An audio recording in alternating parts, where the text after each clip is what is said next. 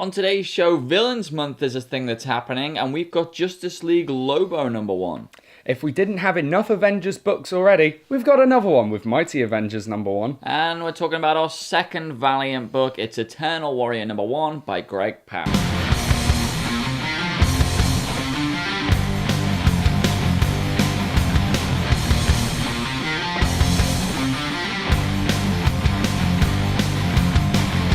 Okay, so we're back. We're back! We're sort of back. We're sort of in between places at the moment. Yeah, if you couldn't tell. We With all the we also don't have a Stephen here. we don't have a Steven. There is literally no one behind the camera. This could very well not be recording right now. Yeah, which I hope it is. But you know, we hiatus had lasted long enough. We wanted to get back making regular videos again, and that is what we are doing. And there's a lot to talk about at the moment. Of course, it's September, which means DC's got another silly gimmick to do. Yeah. This month being Villains Month. Indeed, and there was Forever Evil that came out, which was a tie-in that we weren't sure we were going to read anyway. But Lobo came out. There was a lot of hoo-ha on the internet about Lobo and about the new design, which I'm sure Dale is going to have something to say about. Sure is. So, yeah, Villains Month. The villain takes over the book. This is a Justice League book. Mm-hmm. What did you think of Lobo #1 or Justice League number 24 or whatever? 23.1. 23.1. Justice League 23.1. Okay, so you know my feelings on the character of Lobo. Yeah. I love Lobo. I like a bit of Lobo. Simon Bisley's Portrait of a Pastiche is, for me, one of the best comic books I've ever read. It's also the only comic book that I ever read cover to cover, and then immediately read cover to cover again, straight away. That's how much I love that book. The whole idea of this book is Lobo isn't who he says he is. Lobo is another character, and the real Lobo, who is more of a badass, supposedly, is not pleased that someone else has been running around with his name. Mm. Now, the new design of Lobo is very rockabilly, kind of very 50s-esque sci-fi, in the same way that the OG Lobo is very biker gang. Mm-hmm. I hate it so much. Okay. I hate this so much. I read someone, I can't remember which artist it was, but they said that the old school Lobo become very one-dimensional character, and there was no development there for the character. I don't want any further development past what he is. That's the whole point of Lobo, is he's not inner and brooding. He is what Wolverine would be if he was just kind of base-coated, and that's what I loved about the character. So for me, this was a really disappointing book. I really don't like the design of the new Lobo. He's far too feminine for my liking. I don't like his catchphrase, sorry, not sorry. That's just a bit stupid. I really didn't enjoy this book at all. I want my classic Lobo back. DC needs to stop changing things for the worst and start changing them for the better. Well, I guess the good thing for you is that your Lobo is still in this universe. I hope it comes down to a Lobo v Lobo, and I hope my Lobo beats the crap out of him. That's all I can kind of hope for. But, you know, he's not completely forgotten about and absent. He's there. Like, he's that person you've read stories about still exists, you know? So there is that. There is that. I mean, I think that what you just said is a bit extreme, but, like, I don't care enough about this story to argue with you. Yeah, you're not a Lobo fan. Yeah, but even so, like, even on the merits of this one issue, like, I thought it was fine. I thought it was a decent bit of sci-fi. I liked the idea. The character was fun. But it was just like, there's no reason for me to argue with what you're saying because I really don't, it wasn't good enough. Do you know what I mean? Yeah. It was just like this average sci-fi yarn, which could be cool, I think. No, I think maybe it would have been better if it was a different character and not Lobo. I think maybe you would have just create a new character. Who he could be the same species and just not happy with Lobo and wants to take out that's fine.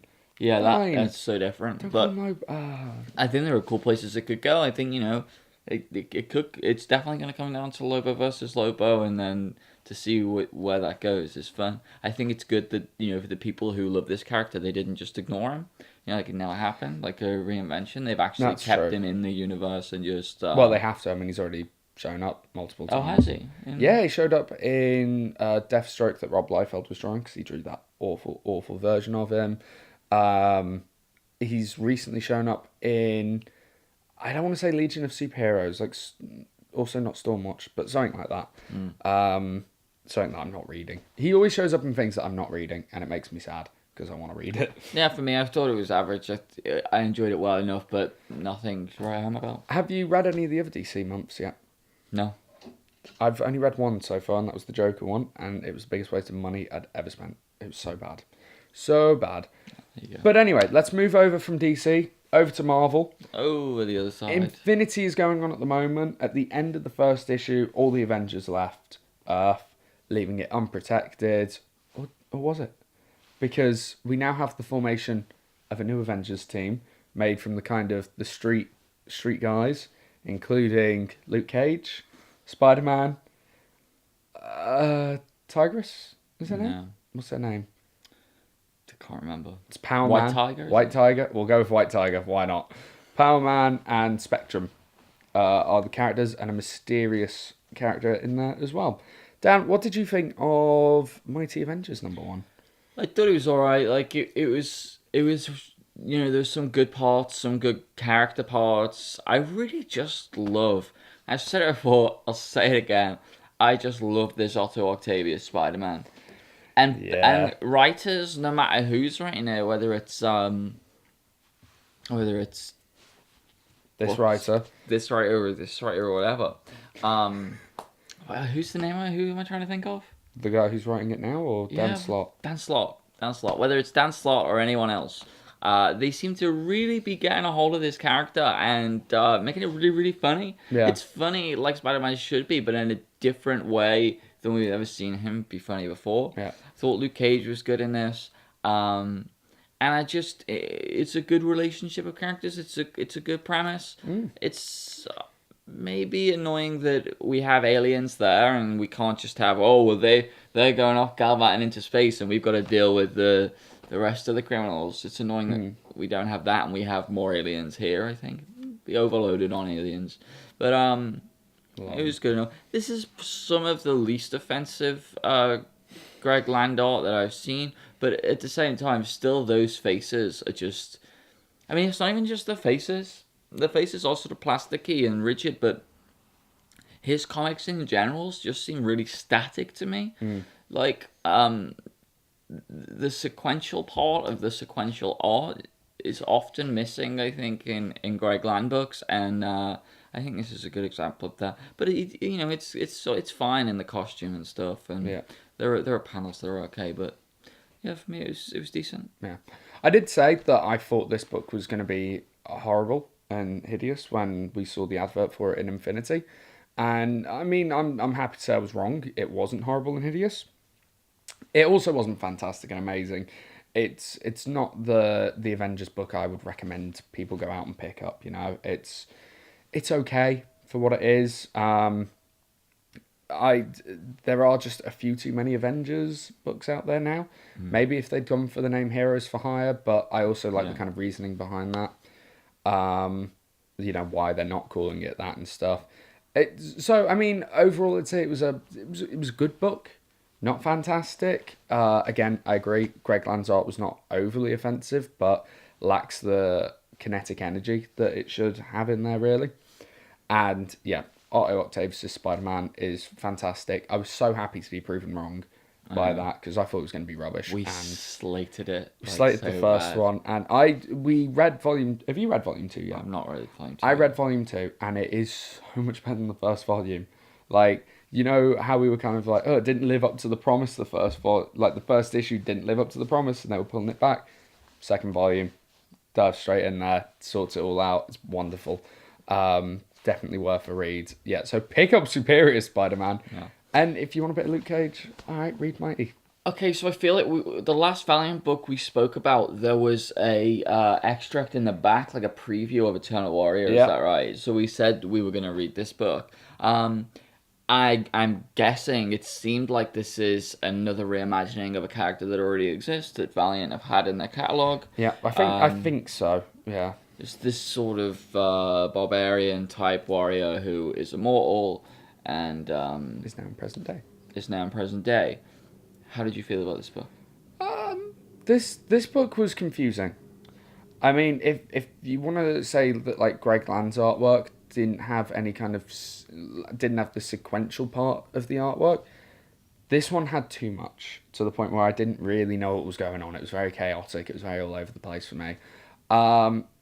There's not a lot of story. I mean, there is a lot of story there, but not a lot of character story. So I'm not quite sure how I'm going to feel about this book going forward.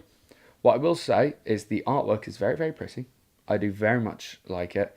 It's a little bit less comic booky than I was hoping. Like, from that extract, you get the huge, muscly, villainous guys, which we see, but they're not quite as comical, not quite as cartoony as I thought they'd be, and it kind of does turn down that towards the end of the book. But overall, I mean, this is a better book than I thought Bloodshot was, but still probably not my cup of tea. Probably not something that I'm going to go forward and continue reading. It's hard to say because like we barely got our pants off with this issue. Like nothing happens. We get a basic premise and Introduced to the two main characters. But really, where the story is going to go, it's up for grabs. Don't know. Have no idea where the story is going to go from here. Can't even imagine where it's going to go from here. So on the one hand, that's quite exciting, you know. So it's still open, it's still up for grabs. But on the other hand, that's sort of like, well, there's nothing to sink my teeth into to make me go back next time. So, okay, again, like all of these books, it was a fine read. It wasn't particularly offensive, but it wasn't great either. Yeah. So that'll do us for this week. A lot of books came out this week, a lot of Villains Books Month, so don't forget to tell us down in the comments below which ones you read. Yeah, which ones are worth reading as well. Because we really want to know. Also let us know on Twitter, @ComicBookShow1. And also, there is still time to vote for your favourite character in the final of Who Wins. Make sure you go and leave a comment on that video. Yep. That video only. We are not accepting votes from anywhere else. And it's very, very close, so your vote could matter. It really You've got till Thursday night, and the results show will be up on Friday. Indeed, and join us between then on Wednesday, where we've got an old episode of what we've been reading that we didn't record too long. It's not like the Buddy Cops one from ages ago, the Pink Mohawk. It's from a few weeks ago, so still relevant. We will see you then. Sorry, not sorry.